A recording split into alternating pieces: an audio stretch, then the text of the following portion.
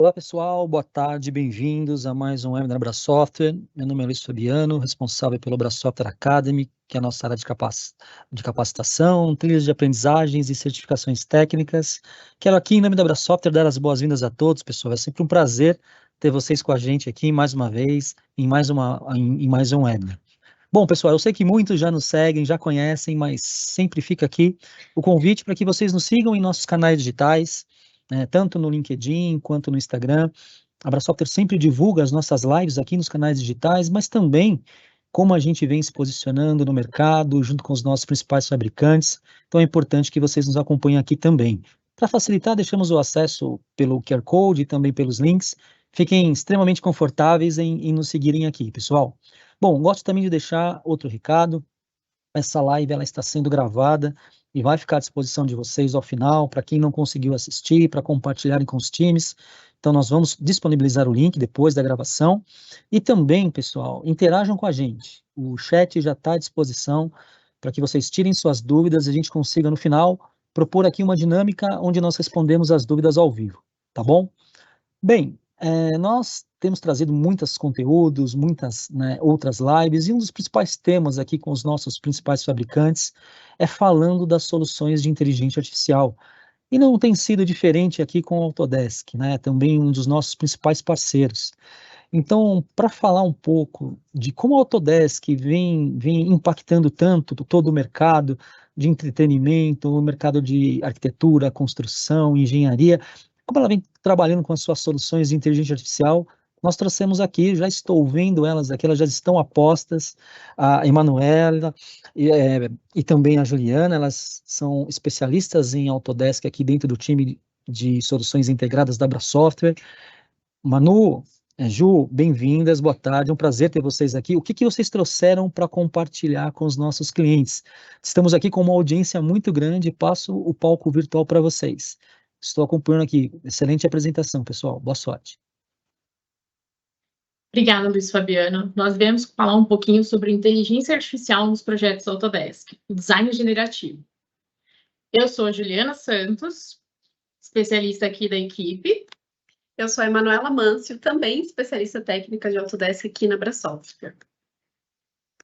Hoje, a gente trouxe uma agenda para vocês, explicando mais ou menos o que nós vamos falar. Então, a gente vai começar com o conceito do design generativo, depois a gente vai comentar um pouco sobre os ganhos e melhorias nesse processo. Será que se aplica para os seus projetos? A gente também vai comentar um pouco sobre isso. Vamos apresentar alguns cases de sucesso para vocês e onde vocês vão poder encontrar o design generativo dentro dos softwares Autodesk. A primeira pergunta que eu quero fazer é: como vocês se veem projetando em 2023? Como você se vê, Ju, projetando em 2030?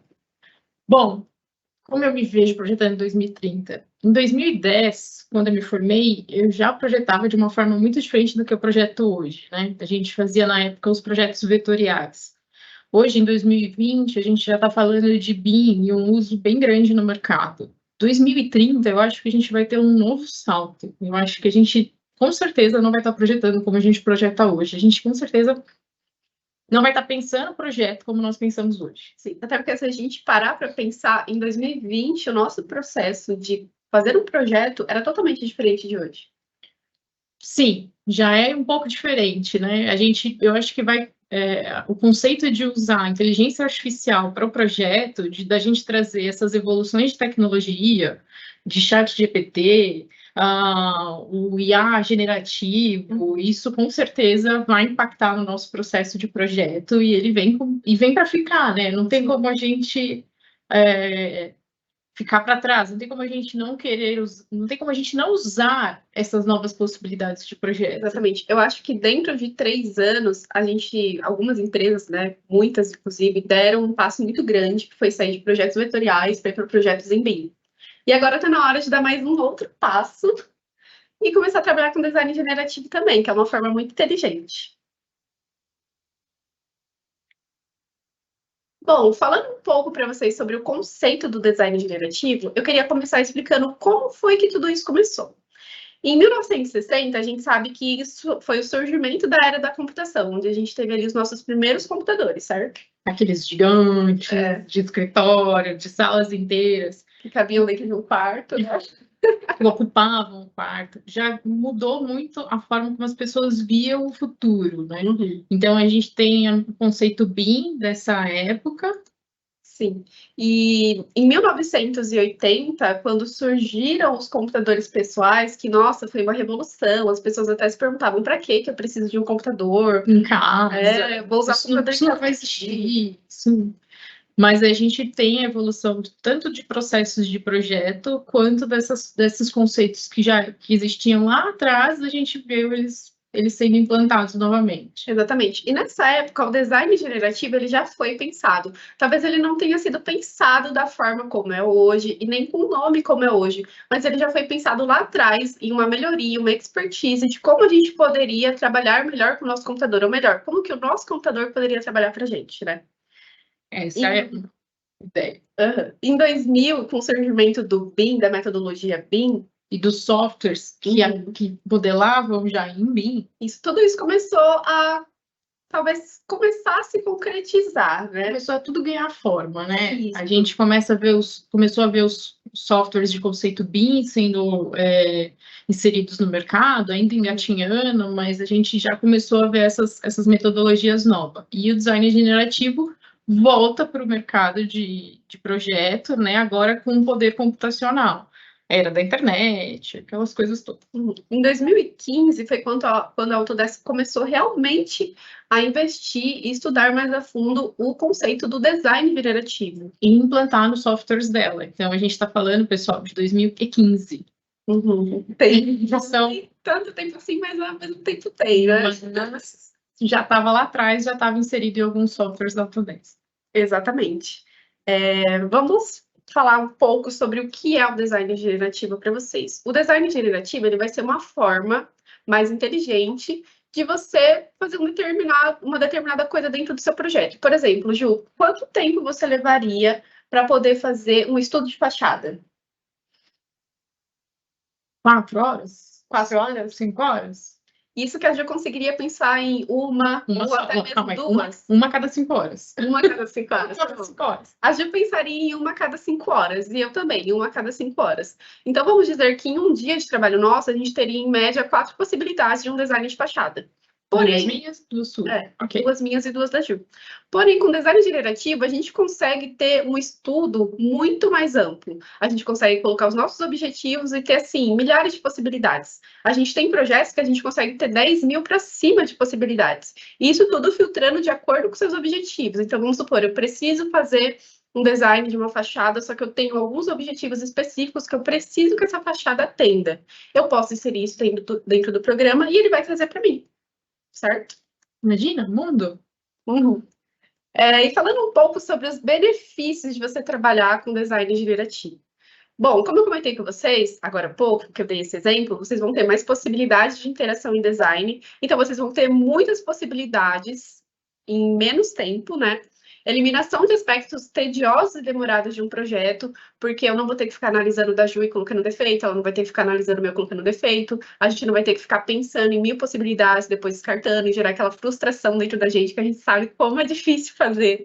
Ou a gente pensar a mesma coisa e aí criar um estudo muito parecido, se não igual, ao mesmo tempo. Tem essa questão também. E a gente economiza tempo e reduz custos, porque imagina só, eu e a Ju perder, sei lá, 8 horas de trabalho fazendo isso, sendo que a gente pode fazer com software em 10 minutos. E a gente também está falando de um estudo de fachada, né? Você imagina ficar uma semana fazendo um estudo de fachada. Hoje os projetos também são muito mais elaborados, tem muito mais informações. Então, como é que eu consigo projetar hoje no mundo de hoje, com todas as leis, as regulamentações, todas as informações que a gente precisa que o nosso projeto atenda? Exatamente. Tem também a tomada de decisão baseada em dados. E esse benefício é muito interessante, porque a gente vai poder comprovar que, de acordo com seus objetivos, eu te trouxe tudo o que você precisava. E eu vou te dar mais de uma opção para isso. E vai ter os dados dessas informações de cada uma delas. Exatamente.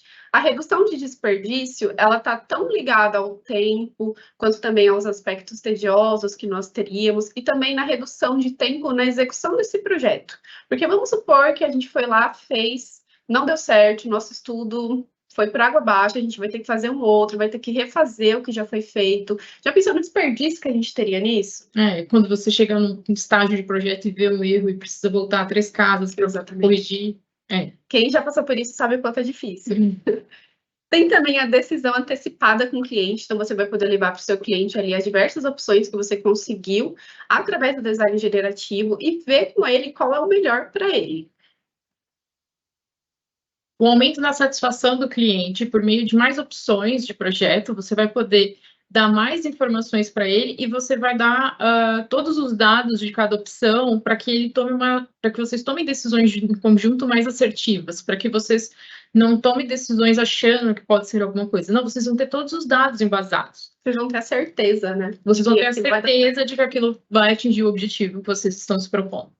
O aumento da lucratividade com a mudança do projeto lá na fase de concepção, não esperando a parte de obra ou chegar na parte do projeto executivo. Uma redução do custo do ciclo de vida com otimização do projeto, baseado em dados, né, que são essas informações que a gente falou. Olha, esse tema é interessante, Ju, porque quantas vezes vocês já fizeram uma análise do ciclo de vida do projeto de vocês? Vocês conseguem me responder? Vocês conseguem pensar, eu já fiz isso, mas demorou muito tempo, ou eu fiz isso e não foi como planejado? E sem contar todos os aspectos de sustentabilidade hoje que a gente pensa no projeto, né? De menos uso de água, menos uso de energia elétrica, menos uso de ar-condicionado. Quantos estudos a gente consegue gerar nos nossos projetos referente a isso? E isso não é uma redução que a gente vai ter em obra, né? Mas é uma redução para o nosso cliente durante a ocupação do edifício, né? Então, essas informações todas a gente hoje consegue calcular isso em computador. Eu consigo testar o meu modelo virtualmente, né? Dentro da metodologia BIM. E se eu puder testar o meu modelo virtualmente de diversas opções, poxa, aí eu realmente vou falar, não, essa aqui é a decisão mais acertada.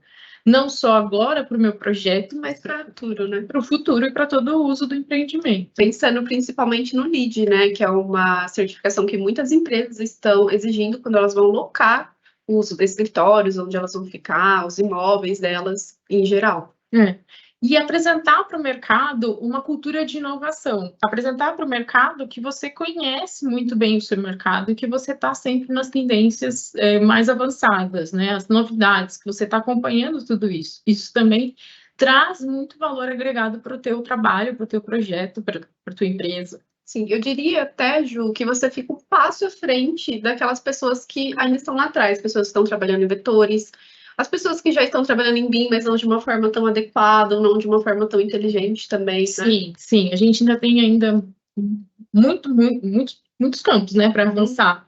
Mas, com certeza, a implantação de design generativo no escritório daria um boom gigante, assim, de otimização. Sim, vale muito a pena vocês repensarem, principalmente sobre essa historinha que a gente contou para vocês já em 1960, que surgiu a era da computação. E daqui a 10 anos, como vocês acham que vai estar? Ou até mesmo nem 10 anos, 7 anos, 2030. Como vocês acham que vai estar? E aí é onde eu quero aparecer, né? Onde eu quero ficar. Exatamente. E aí a pergunta, né? Em quais partes de projeto nós podemos aplicar o design generativo? Poxa, parece ser muito bacana, vocês estão falando super bem, mas será que isso serve para o meu escritório? Será que serve? Porque eu só faço, deixa eu pensar, eu só faço lanchonete, eu só faço estacionamento. Será que isso vai me ajudar realmente? Olha, acho que vai. Vamos mostrar para o pessoal, Ju.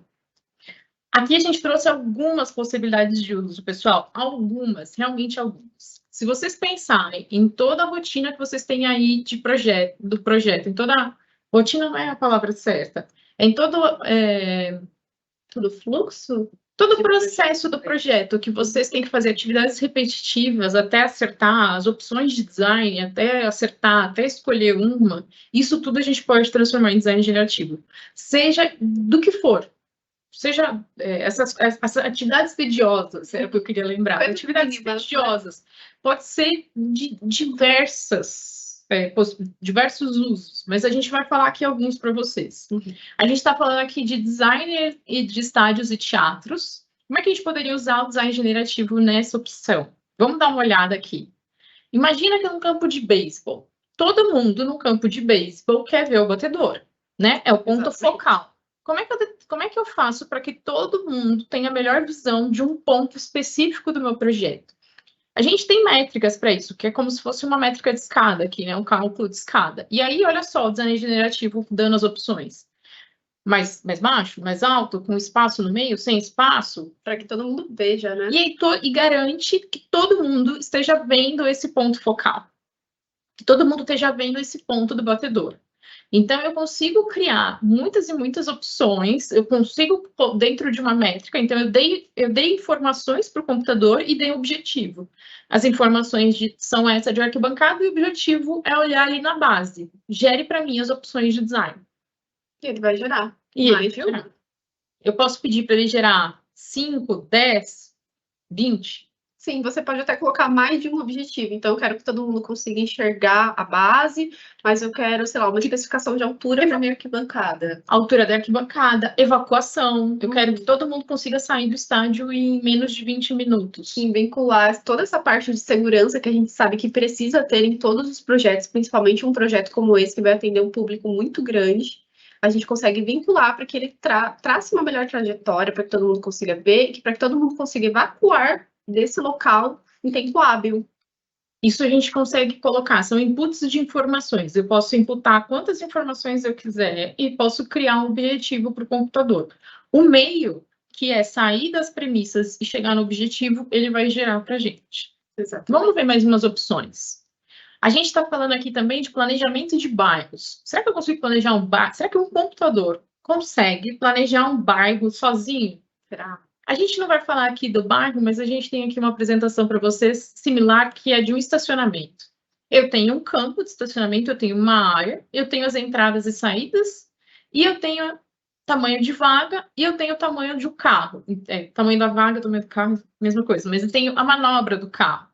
E aí eu posso, então, com essas informações do computador, pedir para eles objetivos. Qual é o objetivo do meu estacionamento? É sair mais rápido? Ou é você ter o máximo de uso de vagas do local? Ou é você ter menos manobras no local? Eu posso estudar, inclusive, todos esses objetivos. E aí ver os desenhos e qual se adequa ao meu mundo, ao que eu quero. Então, o computador, ele vai gerar os estudos para você, mas a decisão também é tua. Você pode sim falar, poxa, eu gostei de tal opção, mas eu acho que aquela também faz sentido. A opção é sempre nossa, do ser humano, do arquiteto, do engenheiro do local. Ele vai basicamente trazer as possibilidades de acordo com o que você pediu. Então, vamos supor, eu quero que entre um caminhão aqui. Ele vai te dar a opção de entrar um caminhão e de entrar outros diversos carros. E manobrar, caminhão, bitrem, tritrem. E olha que é difícil manobrar, viu, gente? Digo por mim. Outras opções, planejamento de construção. O que será que a gente pode fazer com planejamento de construção? Hospital. Eu tenho um andar do hospital, eu tenho a sala da enfermagem. Onde eu vou posicionar a sala da enfermagem? Qual é o meu objetivo com a sala da enfermagem? É que a enfermeira consiga visualizar todos os quartos melhor? É com que ela consiga chegar em todos os quartos mais rápido? Em tempo hábil. Em tempo hábil? Ou é ela ficar escondidinha porque é uma sala que não é legal ficar vendo? Eu acho que essa última opção é bem difícil acontecer, mas eu posso pedir para o meu programa me dar essas informações e ele vai, pessoal, gerar métricas. Ele vai conseguir gerar dados sobre cada decisão que ele te mostrar. Cada opção de design, ele vai criar várias métricas para que você possa analisar. Não só visualmente em desenho, que arquitetos como eu adoramos, mas também as opções em gráficos ou em tabelas. Exatamente. E aí a gente também pode fazer isso com drenagem de solo, irrigação, partes mais de infraestrutura. Planejamento de espaço também, né, é bem interessante, porque vamos supor, eu vou montar um restaurante em uma sala.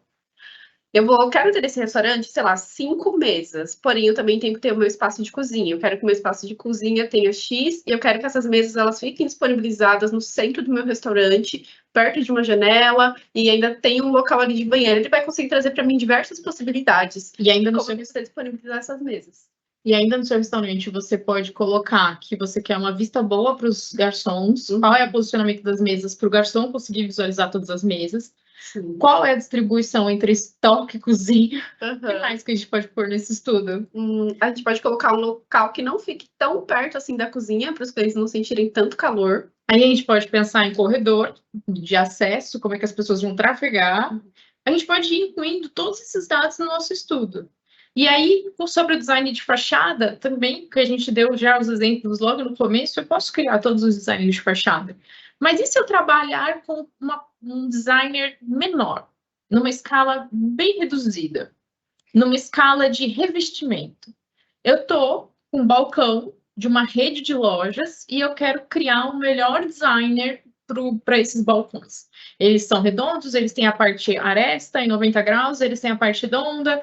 Qual é o desenho que eu vou fazer? Quais são as opções? Quais são os cortes desses azulejos? Quais são Vai ficar, por exemplo, mais aconchegante Qual para é- quem vai entrar naquele local. Também, qual vai ser o que vai ficar com mais aproveitamento das pastilhas, para eu ter menos, para eu poder conseguir executar essa obra mais rápido? Menos desperdício. Menos desperdício. E a gente consegue fazer a gente consegue fazer rotinas de design regenerativo até para escalas pequenas, como um azulejo. Exatamente. E como operar com design regenerativo? Legal, entendi o conceito, entendi os benefícios, entendi possibilidades de uso. Como é que isso entra dentro dos programas? Como é que a gente vai trabalhar com isso nos programas? Como que eu vou utilizar isso, né? Como que eu vou fazer tudo isso? Como que eu vou fazer tudo isso? É boa. Essa, pessoal, é uma cara do programa rodando em cima do Revit. Então, eu tenho aqui, olha, uma informação, um estudo de localização de um empreendimento. A gente criou objetivos, deu dados e criou objetivos, e cada bolinha dessa aqui do gráfico é um estudo. Então, ele está dizendo que tem estudos que ficam mais altos do prédio, e aí você tem menos área de piso, prédios que ficam mais baixos e você tem mais área de piso. Se a gente olhar aqui na lateral, eu nunca sei esquerda e direita, gente.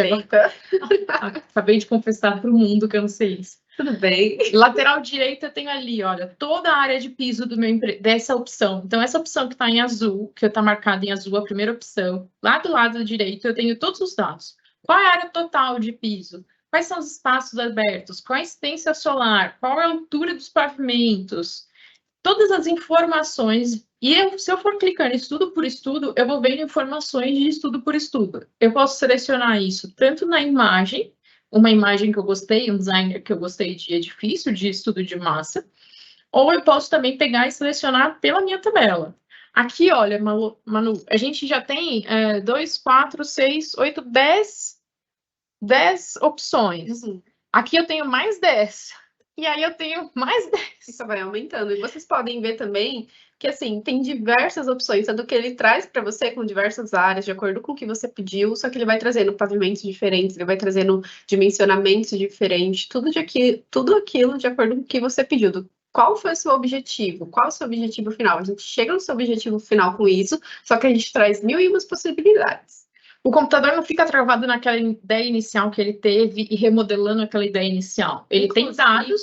Eu acho que isso é muito algo do ser humano, né? A gente pensa numa ideia e às vezes a gente fica tão fixo naquilo que a gente não consegue pensar em outras melhores. Não consegue expandir, né? É, o computador não tem isso. Ele tem dados, ele tem objetivos, ele tem uma ordem que você mandou ele fazer e ele vai executar. Aqui a gente pediu 30 opções de designer. Ele deu 30 opções. Se eu pedir 50, ele vai criar mais 20, e ele não vai falar para você assim, não, esgotei, não tenho mais capacidade criativa. Sempre vai achar uma Ele forma. sempre vai achar uma forma diferente. Então, outra coisa também que a gente pode pensar é que, dependendo do prédio que você escolher aqui, que você gostou, você pode ter um input de informação, você pode receber uma informação no computador que te leve ainda para uma outra opção. Porque você está vendo tantas possibilidades e você não está naquele preconceito que você teve lá no começo, né, pré-concebido, fica fixo numa ideia só. Você vai para os próximos, então você pode olhar um estudo desse e falar, cara, eu gostei disso daqui, mas eu queria tal coisa. Exatamente. Gostei desse edifício, mas eu quero um vazio no meio dele, então a área ele precisa subir, sei lá. Sim. E tem uma outra questão também, vamos supor, eu gostei de um desses que ele me trouxe aqui. Eu posso incluir mais informações para melhorar o meu projeto e ele vai me criando outros de acordo com esse que eu já escolhi. Então eu não fico preso em um único. Não, se eu quiser adicionar mais informações, se eu quiser ter mais objetivos, eu também consigo incluir isso. E imagina que nesse momento agora o cliente falou para você que ele desistiu da compra desse terreno e vai trocar o terreno. Nossa, eu perdi todo o meu trabalho, Ju. É só selecionar o terreno de novo e mandar executar a rotina de novo. Ai, que vida perfeita. Imagina essas coisas que acontecem no dia a dia e que a gente perde, tipo, semanas de projeto. Fazendo um estudo E ele fala, não vai ter, nenhuma desses estudos atendeu a minha necessidade, não vai fechar, o retorno sobre investimento não vai rolar, eu quero trocar de terreno. E aí? Ou se não, virou melhor agora eu projetar em outro terreno e esse projeto vai ficar parado. Nossa, eu vou precisar de, sei lá, mais uma semana para poder trazer para você mais 5 estudos? Não, é só a gente selecionar um terreno novo e fazer essa rotina no terreno novo. Eu trouxe aqui para vocês verem um pouco do passo a passo do design generativo sendo executado. Então, eu tenho aqui um estudo de massas. A gente está dentro do ambiente do Revit, eu tenho um estudo de massa. Prestem atenção, pessoal, que eu não fiz nenhuma modelagem, eu não criei nenhuma parede, eu não criei nenhum piso, eu não criei nenhuma janela, eu não criei nenhum elemento, só um estudo de massa. Eu não fiz exaustivamente nenhum projeto, é só um estudo mesmo. E eu tenho um estudo aqui para adicionar pavimentos. Aí também pode virar e falar assim, gente, mas é tão bobo você adicionar pavimentos, é tão simples, por que eu teria um design generativo, uma rotina de design generativa para criação de níveis? Pessoal, aqui eu consigo falar para o meu projeto, né, para o meu computador, quais são os níveis que eu quero, aqui está pedindo para criar 12, e a distância entre um e o outro que está aqui como 10 pés, né? Mas eu poderia, não precisa ser em pés, calma, pessoal, pode ser em na métrica que vocês quiserem. Mas eu posso ficar regulando a altura do nível, a altura do pavimento e a quantidade de pavimentos. E aí ele traz para mim já uma tabela dizendo qual é a área de metros quadrados, ou da medida que você estiver usando aí, se quiser medir imperial. Ele já traz aqui um estudo de áreas de cada pavimento. Então, eu tenho um estudo de ocupação de solo, né, o CO e um aproveitamento, um coeficiente de aproveitamento do terreno, sem ter feito nenhuma modelagem, tipo, sem ter gasto exaustivamente meu tempo nem o da minha equipe. Mas eu consigo todas essas métricas, que para a gente é super importante. Eu poderia criar um design generativo com colocando a taxa de ocupação do solo permitida para tal terreno, a taxa de aproveitamento do solo e todas as normas de recuo lateral, frontal, do fundo, e ele gerar para mim. De acordo com o que você precisar para aquele projeto, né? Porque a gente sabe também que alguns projetos, eles têm umas especificações que já vêm necessariamente trazidas pelo cliente. Então, a gente consegue imputar tudo isso dentro da plataforma, só fazer um estudo de massa e ele vai trazer para nós. E aí, falando um pouco aqui sobre os estudos, agora a gente vai criar um estudo solar, né? Então, olha só, eu tenho um estudo de volumetria do entorno do meu terreno, eu tenho ali uma área de sombra e eu quero maior aproveitamento do solo do meu edifício. Eu vou dar informações para ele, então eu estou criando aqui uma rotação do norte, eu já tenho aqui informações de latitude e longitude para que o estudo entenda em qual lugar do planeta, né, o teu prédio está. E é importante que esteja no planeta, Terra. Nem muito, vamos pensar em Marte? Um pouco, vai, vamos continuar aqui na Terra por enquanto. Mas a gente consegue aqui, olha, metodologias. Eu tenho várias metodologias de estudo. Então, eu tenho a metodologia randomizada. Eu posso criar otimizado. Eu posso criar iguais a algum outro elemento. E também posso fazer espaços que sejam iguais. E aqui no vídeo eu vou mostrar para vocês, olha, ele coloca um edifício de 11 pavimentos. E aí, tá vendo? Aqui são vários estudos que ele me gerou. Então, quando eu seleciono um desses estudos, as informações aqui no meu canto direito, que agora eu já sei que é direito, tem ali, ó, qual é a quantidade de sol por área, qual é a quantidade qual é o acumulativo de incidência solar desse edifício. E eu posso pegar projeto por projeto, estudo por estudo, desculpa, que isso não é um projeto. Estudo por estudo desse e avaliar se vale a pena, se ele realmente atende às minhas necessidades. E embaixo, além disso, eu tenho ali a parte de tabelado. Então, eu tenho esses dados. Desculpa, a parte do gráfico. Eu tenho os dados no lado direito e aqui embaixo eu tenho toda a tabela do meu estudo. E aí, cada linha dessa é um estudo diferente. Para vocês verem que é bastante estudo, viu? É. Eu acho que eu vou voltar só um pouco aqui, que eu teve uma parte aqui que eu esqueci de falar para vocês, pessoal. Desculpem. Ops, eu acho que é para cá.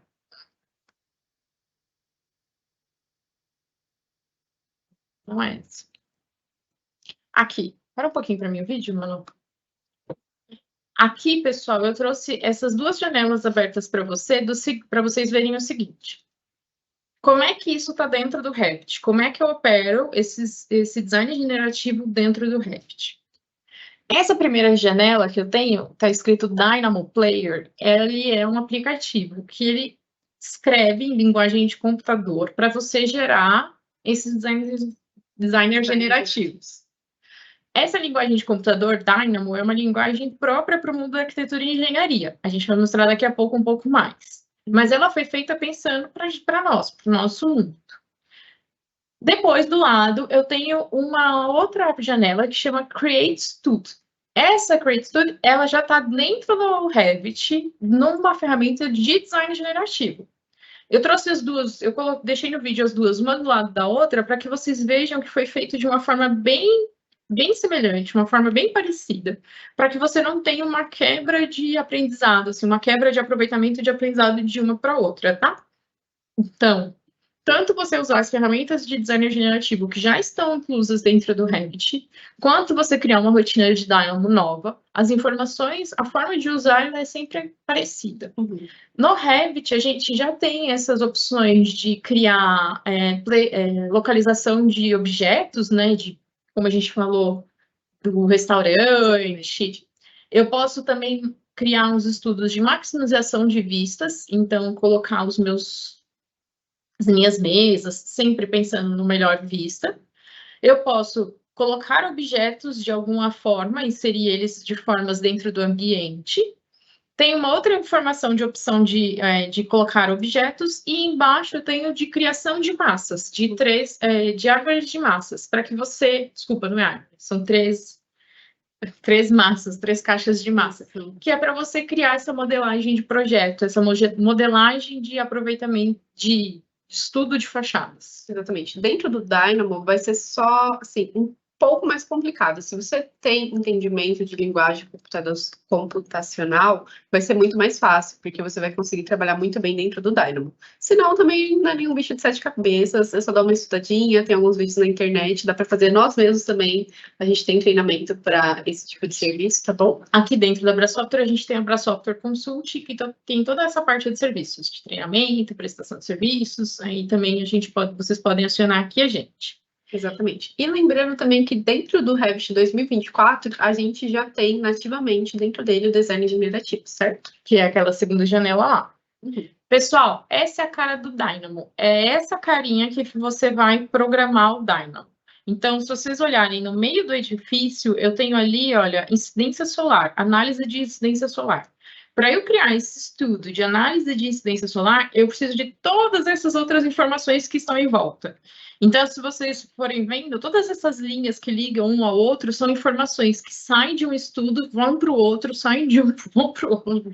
A gente consegue ligar essas informações. Então, eu tenho aqui análise solar, eu tenho sol por área, eu tenho um estudo de pisos, e um vai ligando no outro, até que gera para mim esse estudo de análise solar. Até porque, muitas das vezes, esses aspectos dependem muito um do outro, né? Sim, todos eles dependem um do outro. Para eu dizer qual é a área de piso que vai bater o sol, eu preciso que a informação de piso esteja ligada dentro desse estudo, né? Então, a gente vai juntando essas informações.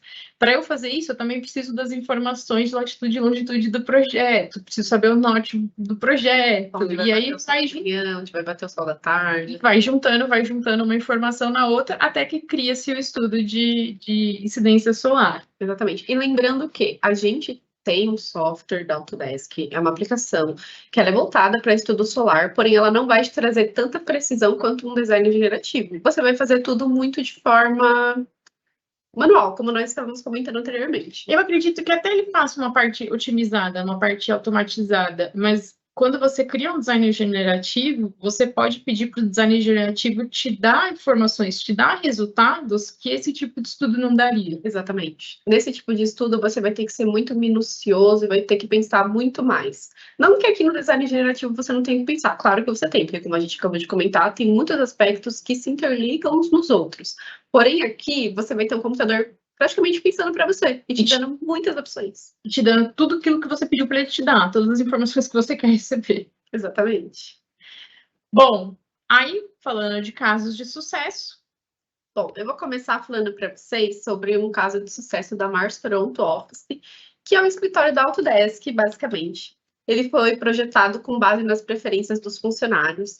Então, ele foi planejado, assim, pensando principalmente na disposição de equipes e o melhor fluxo para que eles pudessem caminhar lá dentro. Vamos supor, eu sou da equipe de elétrica e eu preciso muito ficar perto da equipe de arquitetura, que é a equipe da Juliana. Então, eu preciso o tempo todo estar indo lá na sala dela falar com ela. Não dá para mim ficar numa ponta e ela ficar na outra. A gente tem que estar próximo. Essa empresa, ela fez um estudo de caso, né? Ela fez um estudo dentro do design generativo e ela trouxe 10 mil possibilidades. Vocês têm noção do que é 10 mil possibilidades? De como você pode deixar esse ambiente mais agradável para as pessoas que trabalham lá dentro, para que elas possam caminhar lá dentro de forma tranquila e não precisem entrar tanto até em outro setor que elas precisam estar muito presente? Quantos estudos? 10 mil. Não consigo pensar. Eu acho que eu não conseguia pensar nem em 1000 sozinha. Eu não consigo imaginar. Talvez nem eu e a Juliana juntas a gente pensaria em 1000. E num prazo como foi esse, né? Porque a gente falaria tiveram esse estudo aí em, sei lá, um dia. Esses 10 mil estudos. Que menos. Com certeza menos. Mas, então, o design retornou essas 10 mil possibilidades. Eles puderam analisar junto com a Autodesk qual seria a melhor possibilidade para eles. Eu trouxe também essa frase que foi do David Benjamin. Ele é fundador e diretor da Delivery, que foi a empresa que fez esse projeto para a Autodesk. Então, ele falou o seguinte: nós levamos 10 projetos de volta à Autodesk, e dessas 10 mil, tá bom? Eles pegaram 10 para poder discutir com as partes interessadas. Eles poderiam dizer não apenas aqui estão as diferentes maneiras de resolver o problema, ou aqui estão as opções de design para poder discutir. Mas eles disseram, aqui estão os dados por trás do que torna cada uma boa de acordo com os objetivos que concordamos coletivamente. Então, a Autodesk levou para eles o que eles precisavam, levou um objetivo. Eu preciso que todas as equipes que estejam coligadas, elas estejam próximas e que elas consigam caminhar lá dentro de forma tranquila e podendo acessar uma outra de forma hábil. E o que eles fizeram? Levaram isso para eles. Em dados. Em dados, o que é muito mais importante, porque às vezes a gente leva um estudo, um design para alguém, só que os nossos dados talvez eles não sejam 100% precisos. Ou a gente nem leva o dado, né? Leva só o desenho e fale, eu acho que assim vai ficar muito bom. Exatamente. Bom, a Juliana é arquiteta, ela sabe o que ela está falando. É o que eu faria.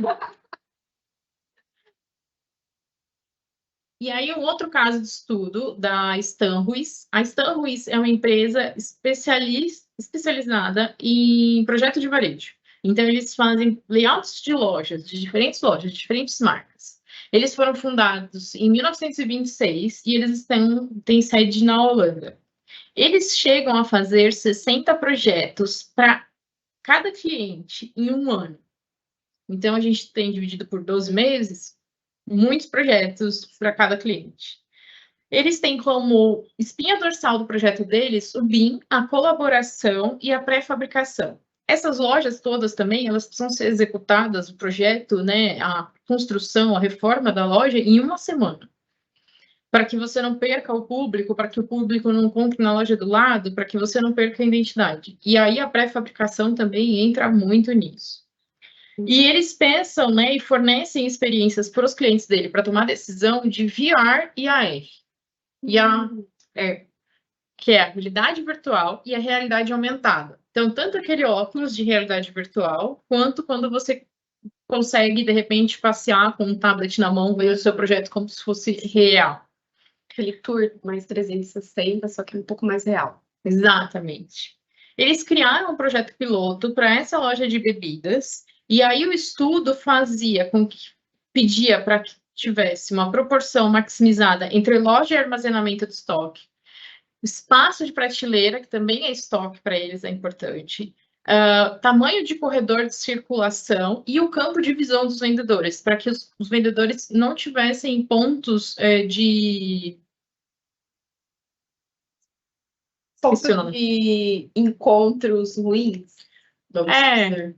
Quando você não vê uma parte do lugar lá. Eu estou trabalhando aqui, mas eu não consigo ver aquele último setor da minha loja. E aí você pode ter um cliente lá que está sendo desassistido ou alguma coisa que está acontecendo lá e você não tem controle. Uhum. Então, todas essas informações foram geradas nos estudos. E o legal desse caso também, que eu quis trazer aqui para vocês e que eu coloquei como imagem, é que eles trabalham no estudo de caso com um LOD 100 de Revit, né? Quando a gente fala em metodologia BIM. Eles têm só a geometria dos móveis. Isso também, por conta do projeto deles, né, por conta do mercado deles, existe muita padronização. Então, de uma loja para outra, o balcão é sempre o mesmo. E aí você consegue criar estudos com uma volumetria. Então, o volume azul tem uma informação, o verde ali é uma geladeira, o vermelho é uma bancada, e assim por diante. Eles incluíram também nesse estudo, o espaço do caixa e como você passar pelo caixa e sair da loja. Isso permitiu que os designers se concentrassem muito mais na qualidade do espaço do que na aparência. Uhum. As métricas, não na aparência. A aparência, obviamente, eles se concentram, mas não criando esses estudos tediosos. Uhum. Algumas informações que eles trouxeram desse projeto piloto é que um designer conseguia fazer em uma loja, um estudo de loja a cada 4 horas. E com a rotina do designer generativo, eles têm 40 opções de designer em 15 minutos. Olha aí que diferença. Com os dados, com os gráficos, com as tabelas, com as indicações e com o desenho em 3D previamente concebido. A grande escala de projetos que eles têm e a padronização favorece muito para eles o uso do designer generativo. E eles perceberam também que a qualidade do projeto, a qualidade do designer, ela anda diferente da economia de tempo que eles têm. Porque às vezes você quer economizar tempo e aí você faz menos estudos, ou você quer economizar tempo e você gasta menos em cada estudo. E não, agora eles conseguem economizar muito tempo e ter uma qualidade muito superior de design. Ter uma qualidade muito superior e uma assertividade muito maior nos casos deles, nos projetos.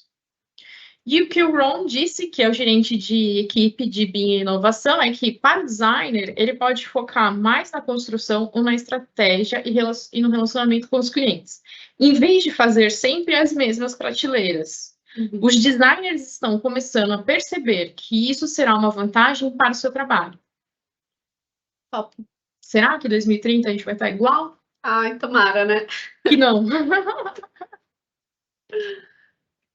Agora, onde a gente pode encontrar o design generativo dentro dos softwares Autodesk? A gente tem uma grande gama de softwares aqui para poder mostrar para vocês, tá bom? No Autodesk Inventor, que a gente faz fabricação de peças, então aqui a gente tem o estudo de caso de bicicleta. Inclusive, no Inventor foi aonde surgiu o design generativo, né? Em 2016? 2016 já estava disponível a ferramenta de design generativo para o Inventor. Exatamente. Depois a gente também tem o Revit, que a gente mostrou bastante, né? Mas aqui a gente começa a pensar, né? Os dados virando projeto, né? Uma opção saindo e outra opção entrando. As possibilidades, tanto de imobiliário quanto de espaços e empreendimentos. E a gente vai para o Civil 3D, e aí a gente vai começar a pensar em malhas ferroviárias, em bairros mesmo, né, rodovias. E a gente tem a novidade do software, que é a novidade mesmo aqui da Autodesk, que é o Forma, que ele faz esses estudos de viabilidade de projeto, para que depois vocês entrem com esse projeto no Revit. O designer só, né? Você fazer um estudo todo desse, você ainda ter design generativo para poder te ajudar. É muito fenomenal, né? É muito fenomenal. Eu acho que eu queria procurar outra palavra, mas ok, é fenomenal. No Autodesk Forma, você consegue fazer os estudos de incidência solar do edifício, de sombreamento do entorno dentro do teu projeto. Você consegue fazer estudo de vento dentro do seu projeto para que ele fique mais... Pensando nesses dias que a gente está tendo de calor absurdo, né? Como é que eu faço que o vento entre no meu empreendimento para ventilar, realmente resfriar todo esse empreendimento? Isso tudo a gente consegue fazer dentro do Autodesk Forma. O design generativo também está sendo disponibilizado dentro do Autodesk Forma. Perfeito. Mais alguma coisa a acrescentar, Ju, sobre o design generativo no nosso software? Eu acho que a gente pode acrescentar, mas a gente pode pedir ajuda para os nossos amigos telespectadores. É verdade. Dúvidas, pessoal? Será que a gente tem dúvidas, Fabiano? Liana, Emanuela, primeiro, parabéns pela apresentação, excelente. Temos algumas dúvidas interessantes aqui. Eu vou começar, pessoal, com uma dúvida do Matheus. O Matheus traz aqui um cenário, e dentro do cenário ele também faz uma pergunta bem interessante. Talvez os colaboradores se identifiquem aqui com essa dúvida. Ele diz o seguinte: esse exemplo achei excelente para a minha pergunta. Então, imagine que vou construir um estádio de beisebol. Muitas vezes, quando eu vejo essas tecnologias, elas estão alinhadas com padrões do hemisfério norte. Você vai fazer um projeto e ele está calibrado para se preocupar, por exemplo, né, com retenção de calor no inverno, a drenagem está preocupada com o degelo no inverno. Então, a minha pergunta é, até qual grau eu consigo, né, customizar, configurar nos parâmetros de geração e como? Daí ele traz o seguinte exemplo, né?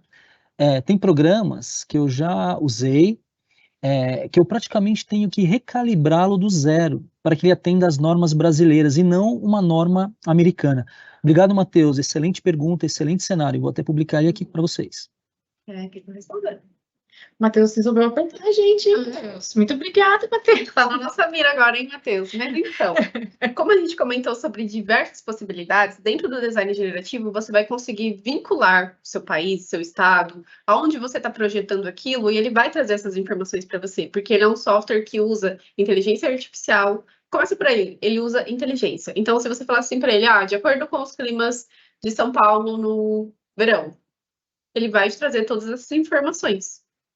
Completando o que a Emanuela falou, quando a gente falou daquele estudo de incidência solar, a gente coloca latitude e longitude. Então, ele já vai ver que você não está no hemisfério norte, por exemplo.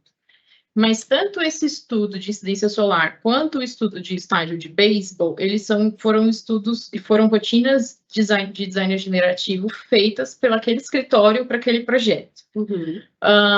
Esses estudos, né, essa parte onde a gente faz a concepção, né, da linguagem de computador lá por trás, ela pode ser postada num site que chama, não é site, repositório, que chama GitHub, que é um grande repositório de linguagem de computador, de você criar essas rotinas e tudo mais. Eu não sei dizer muito bem, desculpa, não saber falar todas as palavras certinhas.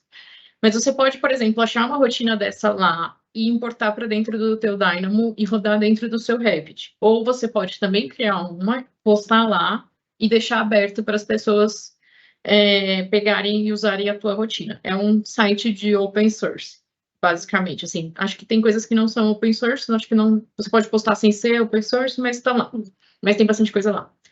E aí pode ser que tenha algum momento dessa rotina que você diga qual é a norma. Né? Então, por exemplo, a norma americana de projeto, provavelmente de estádio, provavelmente é diferente da norma brasileira. Sim. Então, você teria que adequar com as suas normas, mas é por conta de legislação. Essas novidades de software, elas vêm de fora. Então, a gente tem muita coisa que você deve ter visto, percebido, que não estava em metro, que estava com a medida imperial e tal. Mas a gente tem a gente tem que analisar, precisaria analisar. Mas, por exemplo, no Civil 3D, hoje, a gente tem todas as normas da DERSA. Então, se você faz estradas de rodagem dentro do Civil 3D, já existe a normatização da DERSA para você usar. Aí é entender qual é o teu mundo, entender onde você usaria, qual é a rotina que se adequa a você, porque pode ser que a rotina desse estádio não se adeque a você, e aí você realmente precisa criar uma, né? Criar a sua, e aí ver o quanto a gente consegue reaproveitar, tá? Mas a resposta ficou longa, ficou complexa. Mas, no geral, é isso, Matheus. Se você quiser saber um pouco mais, a gente testa com você. É só chamar a gente.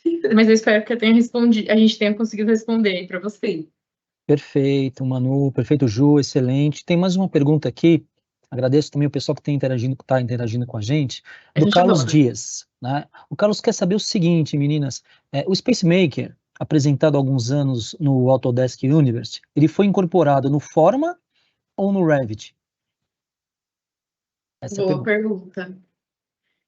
Existem algumas tecnologias da Autodesk que elas foram apresentadas como tecnologias iniciais e agora elas vêm sendo implantadas com outros nomes e de uma forma mais testada, diria, depois de testada. Exatamente. A gente tinha, por exemplo, o BIM 360 graus, BIM 360 graus, ótimo, BIM 360, que era o repositório de De documentos. Documentos. É o CDE da Autodesk. É o CDE da Autodesk, que agora não é mais comercializado, e a gente tem agora o Docs, que vem com uma evolução, vem com uma boa evolução. Na verdade, assim, os dois ainda existem, só que ele não sofre mais alteração. Então, o único que está sofrendo alteração hoje é o Docs da Construction Cloud. Então, ele mudou de nome e ele trouxe algumas outras funcionalidades a mais, que são mais interessantes para que você possa trabalhar com gestão de projetos e repositório de arquivos. E o BIM 360 graus só é disponibilizado para quem já tinha, mas hoje você não consegue mais adquirir ele. Eu acredito que o SpaceMaker esteja na mesma toada que isso que a gente está falando. Estudada porque eu acredito que ele tenha sido descontinuado e agora ele está sendo apresentado com uma cara nova, uma roupagem nova, como Forma. No Forma, ele é uma aplicação em nuvem, que você consegue, depois do estudo em nuvem, inserir aquele estudo dentro do Revit e continuar o projeto. E é mais inteligente do que o Formit, por exemplo. Mas também o SpaceMaker, o Formit e o Forma, eles têm um formato muito parecido, assim, mas o Forma, ele vem com essa ideia de design generativo. Até a última vez que eu vi ainda não estava liberado, mas já tinha lá o comando falando, estamos liberando em breve. Eu acredito que o Forma vai substituir o SpaceMaker. Perfeito, perfeito. A gente está chegando aqui no final, mas temos mais alguns minutinhos, dá para a gente poder compartilhar mais algumas perguntas. Por favor. Aqui, o colaborador não se identificou, está logado como anônimo, mas a pergunta é interessante, né? Vocês poderiam compartilhar como eu posso ter um piloto, ou se é possível ter um piloto de design gerativo para a minha empresa? Eu acho que é uma boa pergunta para também outras pessoas saberem qual seria o processo, como funcionaria, meninas. Pode ir. Nós aqui somos especialistas técnicas da Autodesk, certo? Então, o que a gente mais gosta de fazer é provar que o software funciona para o teu mundo. Entre em contato conosco aqui na BraSoftware, a gente pode criar provas de conceito e participação em projeto piloto para que a gente consiga demonstrar que dentro do teu projeto, dentro do teu mundo, do teu universo de projeto, isso faz ou não sentido. Quando a gente faz prova de conceito, que a prova de conceito anda muito muito junto com o projeto piloto, a gente cria uma métrica e um estudo. Então, a gente vai criar objetivos em comum com os nossos clientes. Onde vocês querem chegar com isso? Quais são os objetivos? Eu quero diminuir tempo de execução, eu quero desafogar a minha equipe, eu quero diminuir custo. Quanto? E aí a gente vai criar os projetos. No projeto piloto, a gente vai medir essas informações, vai documentar e vai entregar isso para vocês em forma de documento mesmo. Então, a gente adora fazer projeto piloto aqui, pelo menos o pessoal da área técnica, tá? Entre em contato com a gente que a gente vai poder ajudar vocês aí nessa demanda. Perfeito, perfeito. O Matheus aqui também diz que entendeu e agradece. Nós que agradecemos pela pergunta, Matheus. Enriquece aqui o nosso conteúdo. E também o Carlos, ele traz mais uma pergunta. Perfeito, Carlos. Ele quer saber o seguinte, e isso é importante porque envolve as questões de licenciamento, né? Com a minha assinatura nominal, eu já posso buscar alguma solução para começar a testar? Pode. O Carlos não falou qual é o software, né? Que ele usa. Mas se você utiliza o Revit, Carlos, no Revit existe a ferramenta de design generativo que é nativa do programa. Na mesma aba, eu não lembro agora qual é a aba, mas eu acho que é na Collaborate. Mas tem a design generativo e também já tem o Dynamo, tá? O Dynamo está inserido tanto no AutoCAD Civil 3D quanto no Revit. E aí lá você já consegue, você já tem tanto quando você clica no Dynamo, ele abre aquela janela do Dynamo para você criar as rotinas, e aí tem todos os helps, tem um aprendizado ali, quanto o player, que é depois da rotina criada, eu seleciono a rotina, dou um player e ela executa aquilo que eu estou pedindo, certo? Outra coisa que a gente esqueceu de falar, mas eu acho que é importante agora com a pergunta do Carlos, a Autodesk tem para todos os clientes, principalmente quando você está com uma licença nomeada, né? Eu acho que até para estudante também, né? Ele tem o Autodesk Learning, um portal da Autodesk de aprendizado. Tem vários cursos lá que são muito legais para fazer. E eles dão um certificadinho depois no final e tal. Sim. Lá tem cursos para você aprender a usar o design generativo. Não sei se vai responder todas as perguntas do teu mercado, se estão ali exercícios que atendem o teu mercado, que você vai conseguir abstrair todas as informações, mas tem lá pelo menos um início para que você entenda o princípio e o conceito. Para ajudar a clarear um pouco as ideias, né? Sim, tem lá. Dentro do Autodesk e-Learning. Acho que se você pesquisar no Google assim, funciona. Sim, certo? Exatamente. Então, pode entrar em contato com a gente que a gente manda o link para vocês. Exato. Perfeito, meninas. E para a gente concluir aqui, uma última pergunta do Ricardo de Lima. Obrigado, Ricardo, pela pergunta. Ele falou assim, como eu posso me aprofundar um pouco mais no tema, já que utilizamos a plataforma da Autodesk, mas gostaríamos de ter mais informações? De novo, entre em contato com a gente marca uma reunião com vocês, entende o mercado do teu mercado e a gente pode te passar quais são as melhores soluções e o que a gente vê aqui também do nosso lado aqui de atender diversos clientes, o que faria mais sentido para você e a gente cria uma ideia de fluxo de aprendizado para vocês. Exatamente. Se você puder fazer a gentileza, Fabiano, de colocar o nosso site no chat para que todo mundo tenha. Nosso site é ótimo. Nosso e-mail no chat para que todo mundo tenha o nosso contato. É muito difícil, vai ser difícil de todo mundo gravar. A gente tem um e-mail aqui da equipe Autodesk que é geral para toda a equipe. Então, se vocês colocarem lá, oi, Juliana, por favor, me tira essa dúvida da live. Oi, Manuela, por favor, me tira essa dúvida da live. A gente lê, nós e toda a equipe. Sim. E aí a gente responde para vocês. O e-mail é autodesk@brasoftware.com.br. Só isso. É muito difícil. A gente tem autodesk@brasoftware.com.br. Esse e-mail chega para mim, chega para a Emanuela, chega para toda a equipe, tá? Se a gente não vê, com certeza alguém vai ver e vai mandar para a gente, mas é muito difícil a gente não ver. Inclusive, o nosso chefe vê esse e-mail e ele sabe que a gente precisa responder, então... Toda a equipe recebe esse e-mail, então pode mandar para a gente todas as dúvidas, se vocês quiserem criar alguma agenda para falar do teu mundo especial, se você quiser mais informações do que a gente falou aqui, eu não estou achando esse site do Learning, eu não estou achando o comando dentro do programa. Vocês precisam. Gente, fiquem à vontade para nos acionar. Perfeito, Juliana, perfeito, Emanuela, excelente, parabéns pela apresentação. Bom, pessoal, a gente chega aqui então ao final, rigorosamente cumprindo aqui o horário. Quero agradecer a todos que ficaram com a gente até o final, que interagiram com a gente. Mais uma vez, em nome da Brasoftware, muito obrigado por acompanharem mais essa live.